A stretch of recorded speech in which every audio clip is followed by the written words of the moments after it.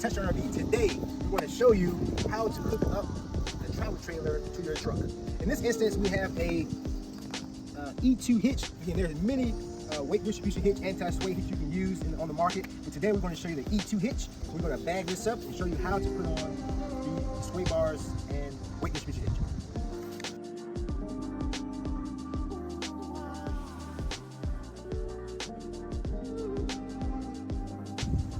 Once you bag your truck up and have your ball aligned with your tongue jack, all right, so next thing you want to do is make sure this is moved all the way in the forward position. Now sometimes you may have a problem moving this forward. So you either can pull the truck up or you can push the trailer back, whatever is easier for you. All right, so in this case, I just pushed the trailer back a little bit. So now that locks into place. It's always very handy to put some type of clip in here to keep this from moving back. So you don't want this coming off when you're going down the road. And then also one thing to note as well is to make note of what size ball you have. All right, so most of the larger travel trailers have a 2 5/16 ball. Some of the smaller trailers may have a 2-inch ball. So again, always make note of the size ball that you need. All right, so once you got that all set, again, this actually only moves up when you don't have pressure on the ball. So again, always want to keep that in place while you're on the road.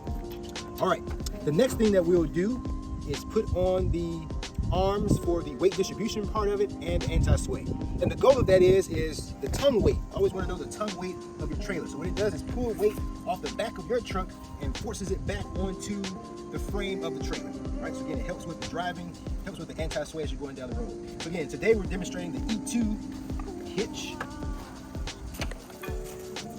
All right, so what we do is, in this case, you just put this in the bottom of the hitch. You have to jam it in there. All right, and then just real quick before we finish the rest of it, to take these off, you actually just swing this around, and you can see how that pushes that pin out, and that'll fall right out. All right, just gonna jam that right in there.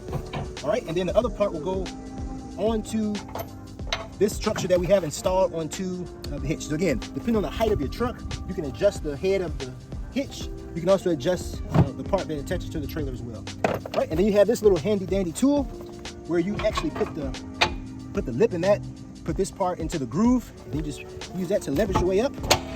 All right, and then make sure you put your pin in, and then cotter pin in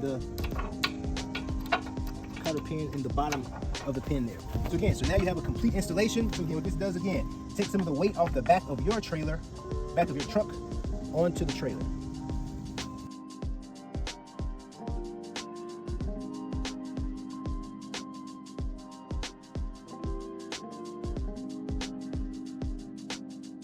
A couple of components once you have your hitch all hooked up. So there are a couple other safety things that we need to do. The first thing is you have to hook up your safety chains, right? So there is a best practice. I'm not sure if it's law or anything, but there's a good practice of crossing the chains underneath your hitch.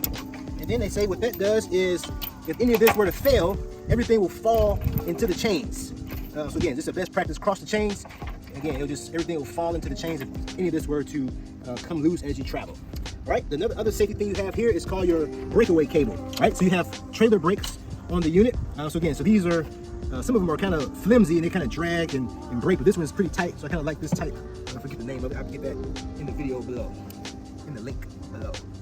All right, so you hook your safety breakaway cable. Again, what this does, again, if all this were to fail, this will yank out and activate your brakes, lock your brakes up on your trailer, so your trailer won't continue going down the road behind you. So it'll lock your brakes up. So again, this should have its own connection to your truck. Right? So a lot of people will put the safety chain on put the breakaway cable on your safety chain. So again, so this is required to be a separate connection on your truck. All right, and last but not least, this is your 7-pin connection. Right? So again, this is what gives you output from your truck to your trailer. So this is where your brake lights will work, your left and right turn signal, and you get a 12-volt power back to your trailer. And then most importantly, this is how your trailer brakes are activated. So again, so that little tab always faces up towards the door of your connection. So that tab faces up to the door of your connection, right? And then you can't, so that snugs in there, so that can't pull out as you're going down the road. So again, it's always helpful once you get that. You always want to do a brake check. And then again, it's required in most states that you have to have trailer brakes, a brake controller in your truck. We do rent those, and you can get that at the link below. All right, so once you have that all set, you are ready to pull your trailer down the road safely.